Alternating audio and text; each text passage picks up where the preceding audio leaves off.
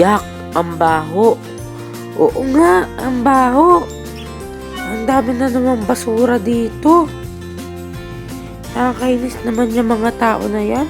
Sigurado, bukas, maraming isda ang mamamatay na naman. Oo nga nakakainis na sila. Hindi sila marunong mag-alaga ng kanilang environment. Pati tayo ay nadadamay.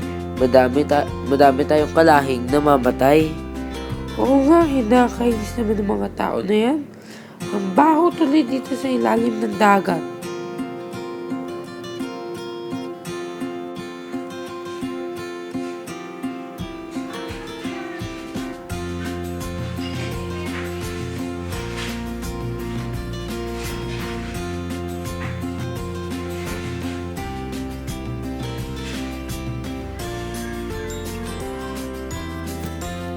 Ang baho naman dito.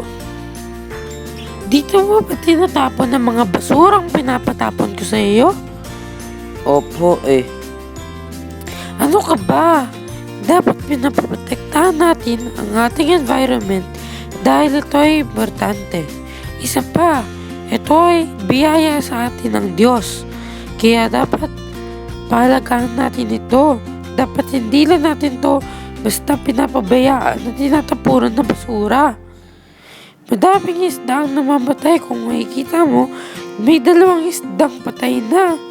Kawawa naman sila, hindi ka na naawa. Sorry po, lilinisin ko na lang po para po wala nang mamatay pang isda.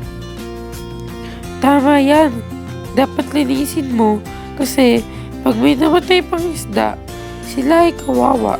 Ito ay tahanan nila kaya dapat tayo ang magpaprotekta sa kanila.